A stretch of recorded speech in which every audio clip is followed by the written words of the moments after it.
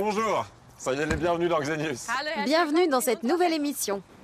Nous sommes à Berlin, à l'Institut Max Planck pour le développement humain, où l'on étudie ce qu'on a dans la tête. Il nous arrive à tous d'être en proie à des émotions ou des phénomènes qu'on ne maîtrise pas. Que se passe-t-il alors dans notre cerveau? Et comment en reprendre le contrôle? L'un des sentiments gênants et irrépressibles que nous aussi on connaît bien, c'est le trac.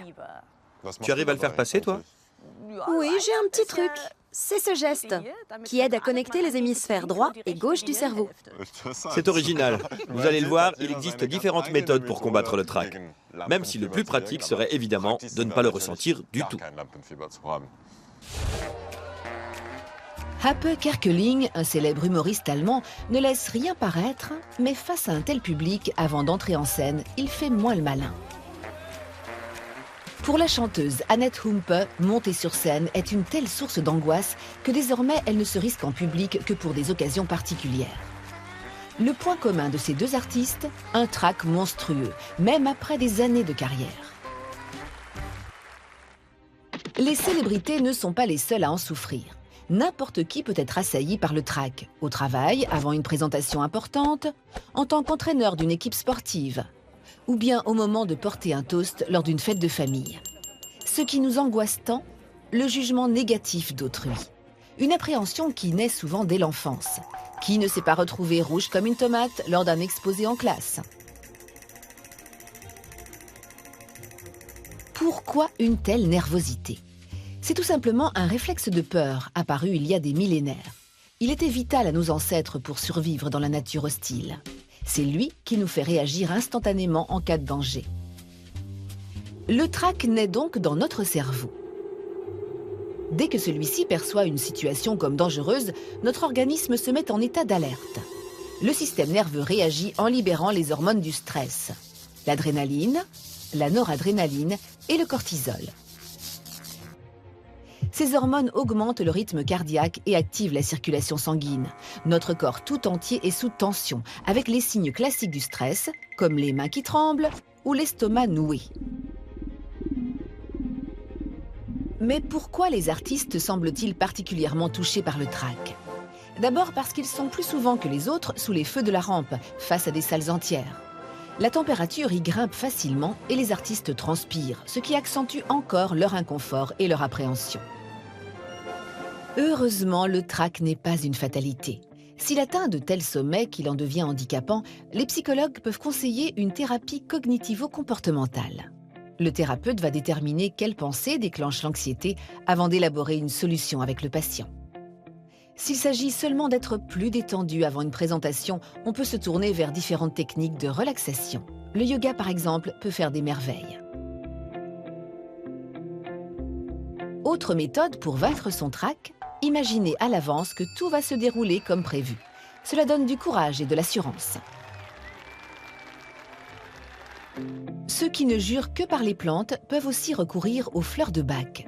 Quelques gouttes d'un élixir spécial peuvent aider à faire retomber la nervosité.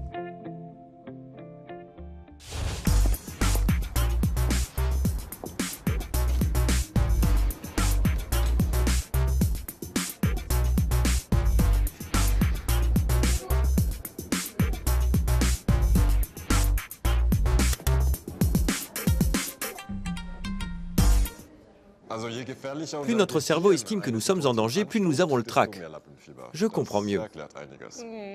Et le danger, c'est le domaine de spécialité de Thorsten Parhour, qui est chercheur à l'Institut et qui étudie notre tendance à prendre des risques. Mais comment faites-vous pour mesurer cela? Vous obligez vos volontaires à sauter en parachute? Non, bien sûr. Mais on demande effectivement à chaque personne si elle a déjà fait un saut en parachute, puisque c'est assez révélateur pour déterminer si elle a le goût du risque ou pas. Ensuite, pour étudier la propension de nos volontaires à prendre des risques, une simulation à l'ordinateur les met dans une situation à risque issue du quotidien. Par exemple, prendre le volant d'une voiture. On évalue alors si la personne présente un comportement risqué dans ce contexte. Je peux vous montrer, si vous voulez bien me suivre. Avec plaisir. Ça m'intrigue. Pierre et moi allons reprendre la route, mais de façon virtuelle, sans notre minibus. Ce test va révéler lequel de nous deux est le plus casse-cou. Freinons-nous très tôt ou plutôt tardivement? Sommes-nous prêts à dépasser même en cas de neige ou de verglas?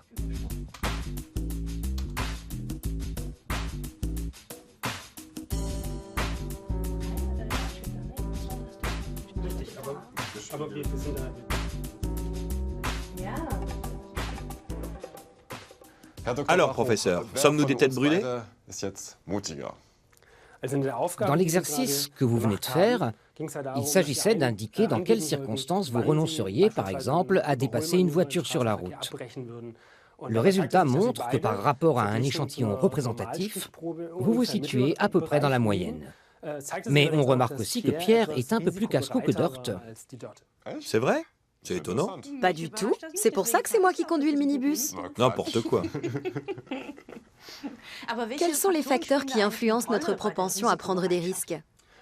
Les hommes prennent plus de risques que les femmes. Le sexe joue donc un rôle. C'est un cliché, non? Les données montrent que ce n'est pas un cliché. Cette différence entre hommes et femmes trouverait son origine dans notre évolution. On suppose qu'au cours de notre histoire, il s'est avéré plus payant pour l'homme d'oser prendre des risques que pour la femme. Un deuxième facteur crucial semble être l'âge. Les hommes âgés de 21 ans en particulier prennent de grands risques. On le voit au nombre élevé d'accidents de voiture qu'ils provoquent. Il y a aussi des facteurs liés à la personnalité. On remarque des différences de niveau marquées dans la propension à la prise de risque, peut-être déterminées par des processus physiologiques. Certaines personnes auraient simplement besoin de plus d'adrénaline pour se sentir bien. Mais quand on conduit, il faut faire attention aux autres conducteurs et aux piétons. On n'est pas responsable que de soi-même. Donc prendre des risques au volant me paraît plutôt être une mauvaise chose, non? Il est vrai qu'en voiture ou dans d'autres situations comportant un vrai risque, cela peut avoir de graves conséquences. C'est donc une bonne chose que vous soyez tous les deux assez prudents. Mais le risque peut aussi être bénéfique, être synonyme d'opportunité. Dans le sport, par exemple, aucun tennisman ne gagnerait Wimbledon s'il jouait la sécurité. L'homme n'aurait sûrement pas marché sur la Lune, ni exploré les mers du monde, ni découvert de nouveaux continents s'il s'était toujours montré très prudent. En latin, on dit « sapere aude », « ose savoir ». Cela montre bien que le savoir, la culture, l'apprentissage sont souvent liés à une certaine prise de risque. Je suis ravi qu'on ait pris le risque d'en savoir plus. Merci. À toi de lancer le sujet suivant. On va vous parler des trous de mémoire. Au moment de retirer de l'argent au distributeur, impossible de retrouver son code secret. Le nom de cette collègue croisée dans la rue comme envolé. Et une fois de plus, voilà qu'on a égaré nos clés. Pourquoi notre cerveau est-il parfois une vraie passoire? Avant tout, il faut savoir qu'oublier des choses est normal, et même vital. Tout simplement pour faire le tri entre les informations importantes et inutiles. Il serait impossible d'enregistrer absolument tout ce qui se passe autour de nous. Notre cerveau serait surmené. Cela nous rendrait fous. Si nous oublions, c'est souvent d'abord pour une raison simple. Nous n'avons pas prêté attention, pas vraiment écouté. L'information n'a même pas pu s'inscrire dans notre mémoire à long terme. Mais des connaissances mémorisées depuis longtemps peuvent aussi disparaître, lorsque de nouvelles informations similaires viennent les recouvrir. Imaginez, sans cela, nous ne saurions conduire que la voiture avec laquelle nous avons passé le permis des années plus tôt. Parfois aussi, on a quelque chose sur le bout de la langue, mais ça ne sort pas. En effet, il est plus facile de se souvenir quand les contextes d'encodage et de récupération concordent. Voilà pourquoi nous avons plus de mal à retrouver le nom d'une collègue quand on la croise dans la rue qu'au bureau. Nous avons aussi tendance à mal mémoriser certaines choses, comme les repères temporels. Qui peut toujours donner sans réfléchir la date du jour? Les éléments les plus faciles à retenir sont ceux qui nous concernent directement, comme notre propre nom. Quant aux choses du passé, si nous nous en souvenons si bien, c'est à force de les répéter. Nous nous remémorons régulièrement certains moments de notre enfance ou adolescence et nous les racontons, au point d'être parfois accusés de radoter. Cette répétition va consolider les souvenirs et les ancrer profondément dans notre mémoire à long terme. Problème, certains facteurs perturbants peuvent favoriser les trous de mémoire. Le principal d'entre eux est le stress. Des études ont montré qu'une forte concentration en cortisol, l'hormone du stress, pouvait endommager les neurones et donc favoriser l'amnésie. Ce qui est certain, c'est que la capacité cérébrale chute dès l'âge de 30 ans. Le nombre de neurones et synapses diminue, la mémoire montre ses premiers signes de faiblesse. Alors, existe-t-il des méthodes pour mieux mémoriser les chiffres ou les noms? Oui. Les astuces mnémotechniques. Par exemple, pour se souvenir de sa chère collègue nommée Claire Tellier, apprenons cette phrase « Tout s'éclaire dans sa tête quand elle regarde la télé ». Nul besoin de faire trop compliqué. Notre cerveau retiendra d'autant plus facilement une histoire un peu absurde.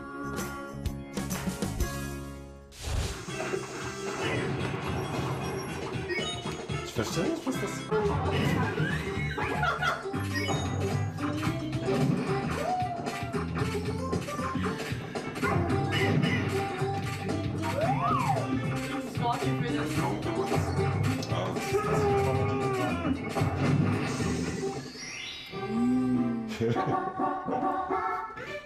Bravo, bravo Pierre. Ce n'est pas ce que vous croyez. On n'est pas en train de se divertir, mais en plein entraînement cérébral. On reproche souvent aux jeux vidéo de rendre stupide, une idée que réfute la chercheuse Simone Kuhn. Vous y voyez une vraie utilité scientifique, n'est-ce pas? Absolument.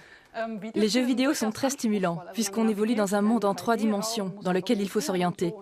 Cela fait clairement travailler le cerveau, puisqu'on a découvert que certaines zones cérébrales profitaient du jeu régulier à l'ordinateur. Vous voulez dire qu'en dirigeant un petit dinosaure poursuivi par des champignons, on entraîne son cerveau? C'est bien ça. On pense que le fait de devoir se déplacer et s'orienter dans un univers avec un personnage de jeu stimule les zones cérébrales responsables de l'orientation. On constate que nos volontaires les plus âgés ont plus de mal à s'orienter s'ils ne s'entraînent pas régulièrement. Je comprends mieux pourquoi je n'ai aucun sens de l'orientation. Je n'ai jamais joué à des jeux vidéo. Ça doit être ça, oui. Comment arrivez-vous à voir ce qui change dans le cerveau? Justement, je vous propose de le découvrir par vous-même, avec une IRM qui montrera à quoi ressemble votre cerveau. Avec plaisir. Pierre s'installe dans l'appareil. Grâce à l'IRM, la chercheuse va nous montrer ce qui se cache dans sa tête et nous dire si certaines de ses zones cérébrales sont plus développées. En comparant ces images avec celles de ses volontaires, elle veut démontrer que jouer aux jeux vidéo renforce l'intelligence.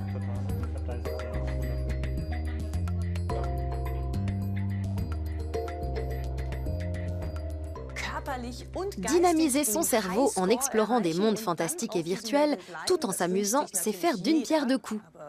Mais pour ceux qui sont allergiques aux jeux vidéo, d'autres méthodes ont fait leurs preuves.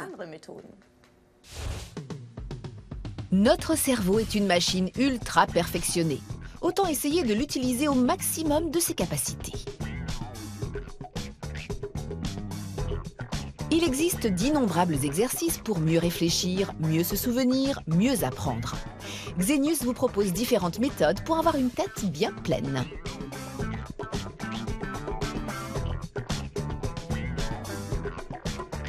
Méthode numéro 1, qui est presque devenue un sport national, les sudoku, mots croisés et autres casse-têtes. L'idée, faire travailler ses méninges, c'est les renforcer. Quand on réfléchit pour résoudre des exercices mentaux, de nouvelles connexions cérébrales, les synapses, se forment. Malheureusement, notre cerveau est non seulement malin, mais aussi paresseux. Une fois qu'il a compris le système, il n'utilise plus que les connexions nécessaires. L'exercice n'a plus rien d'un casse-tête, il devient un jeu d'enfant. Quand on fait un sudoku, on voit que certaines zones cérébrales s'activent de façon très ciblée. Cela signifie que pour résoudre un problème, le cerveau est capable d'utiliser ses ressources de la manière la plus économe possible. Une étude britannique est arrivée à la même conclusion. Pendant plusieurs semaines, 11 000 volontaires ont rempli des grilles de sudoku. Résultat, ils sont devenus réellement doués. Pour d'autres exercices mentaux, en revanche, leurs performances n'ont pas évolué. Le problème quand on apprend en s'exerçant, c'est qu'on acquiert une forte spécificité. On ne s'améliore que dans le domaine qu'on travaille. Le vrai défi est de trouver une forme d'entraînement qui aille un cran plus loin, qui stimule indirectement d'autres facultés. Il est donc conseillé d'alterner différents types d'exercices pour faire travailler différents modes de raisonnement. Mais résoudre des casse-têtes dans son coin n'est pas le seul moyen de booster son cerveau. Le brainwalking, notre deuxième méthode, combine réflexion et activité physique. Droite, gauche, droite, stop, droite, droite, droite. Faire des exercices mentaux tout en se promenant améliore la coordination, les réflexes et la capacité à faire plusieurs choses à la fois. Le cerveau doit traiter les consignes données par l'instructeur et les transmettre le plus vite possible au reste du corps. Un pas en arrière, un en avant. C'est aussi l'occasion de faire travailler sa créativité. Exemple d'exercice, trouver un objet commençant par une voyelle et présentant diverses caractéristiques. J'ai choisi cette branche d'arbre parce que c'est beau et qu'arbre commence par une voyelle et ses feuilles sont toutes douces quand on les touche.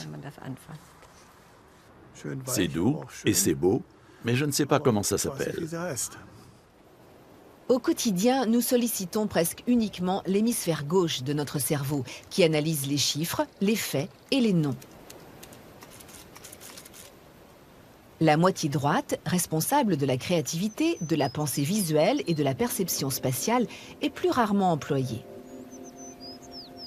En associant des exercices mentaux avec une sortie en pleine nature, les deux hémisphères sont en interaction. Méthode numéro 3, la plus facile puisqu'il suffit de quelques bouchées, les mélanges de fruits à coque. Les plus efficaces sont les noix. Elles sont riches en oméga 3 et 6, des acides gras essentiels qui fournissent de l'énergie au cerveau et améliorent la concentration. Mais leur effet est-il immédiat, par exemple lors d'un examen? Notre corps a besoin d'un certain temps pour extraire les nutriments des noix. C'est moins rapide qu'avec le glucose, que le corps assimile immédiatement. Pour un effet longue durée, mieux vaut donc picorer une poignée de noix chaque jour. Prenez une grande et profonde inspiration et découvrez la méthode numéro 4, la méditation. Mais en quoi rester immobile, les yeux dans le vague, aide-t-il à stimuler son esprit? Après tout, méditer, c'est faire le vide dans sa tête. On suppose que la méditation améliore certains processus cognitifs, comme la capacité à concentrer son attention sur une chose précise. Pour une étude récente à l'Université de Caroline du Nord, un groupe de volontaires a accepté de méditer plusieurs heures en l'espace de 4 jours. Les participants devaient rester immobiles et se concentrer sur leur respiration. En parallèle, un autre groupe a participé à des séances de lecture à voix haute. Enfin, il leur a été demandé à tous de mémoriser une série de mots. Résultat, le groupe ayant participé aux séances de lecture a eu beaucoup de mal à s'en souvenir. Aucune idée. Le groupe de méditation, lui, a mémorisé les mots sans difficulté, avec un taux de réussite 10 fois plus élevé. Un teckel, une table, de l'argent, une maison, une ruche. Les choses sont différentes quand on lit soi-même, surtout lorsqu'il s'agit d'un livre spécialisé. Et on enregistre bien plus d'informations si on se demande au préalable quel est mon style d'apprentissage. Pour certains, lire un simple texte suffira, alors que d'autres auront besoin d'une image plus visuelle. On mémorise aussi plus facilement le contenu si on en discute avec une autre personne. Autre astuce, aborder un sujet avec une question concrète. Qu'est-ce que je souhaite apprendre? Notre lecture est alors plus attentive, ce qui favorise un meilleur tri des informations.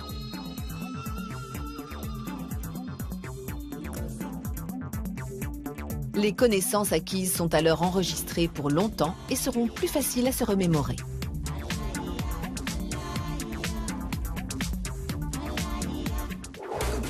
Exercices mentaux, brainwalking ou méditation, notre cerveau a sans cesse besoin de nouveaux défis pour rester en forme. Un dernier conseil, on ne peut assimiler de nouvelles connaissances que si on est assez reposé. Alors entre vos exercices, n'oubliez pas de piquer un petit somme.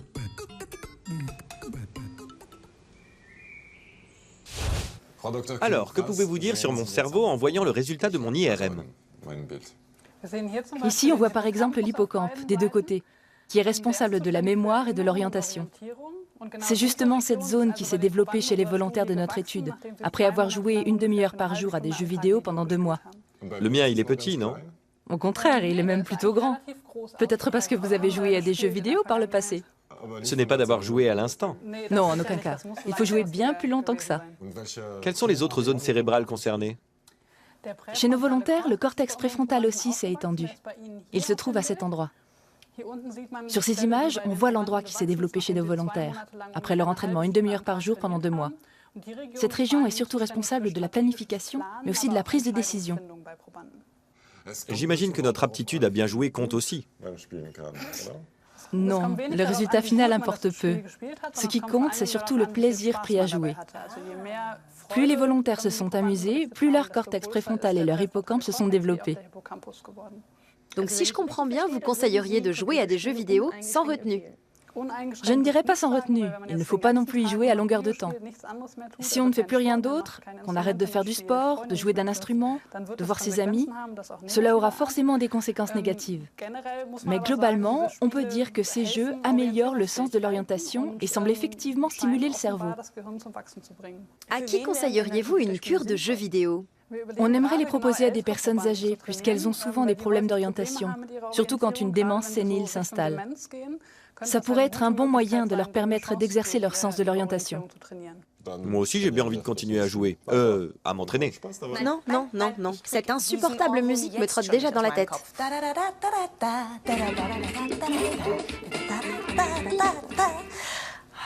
Merci, Dorte. Je vais y penser toute la journée. Super.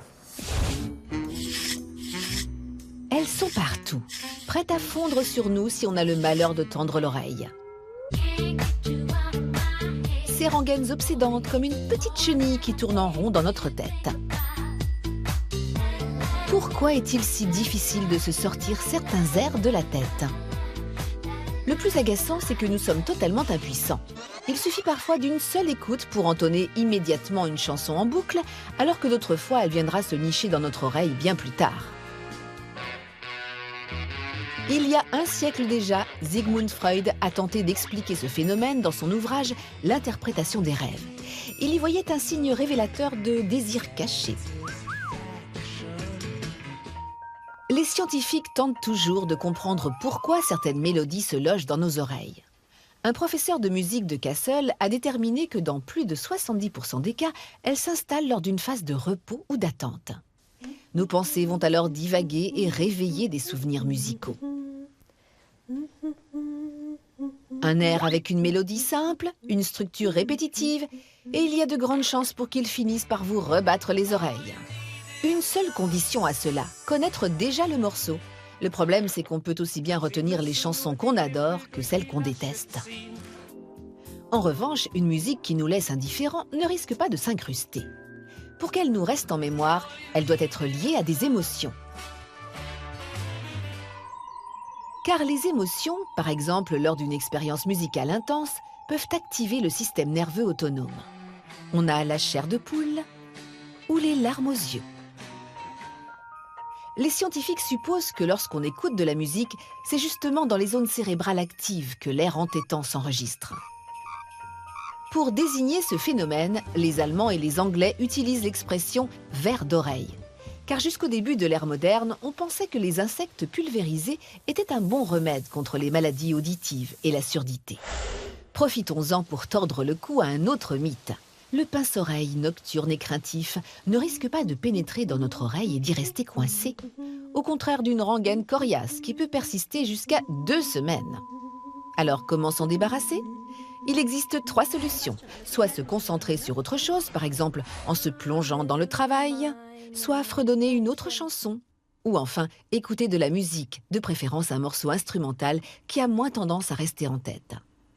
Mais là aussi, on peut avoir une mauvaise surprise. Et cela même si on connaît la musique.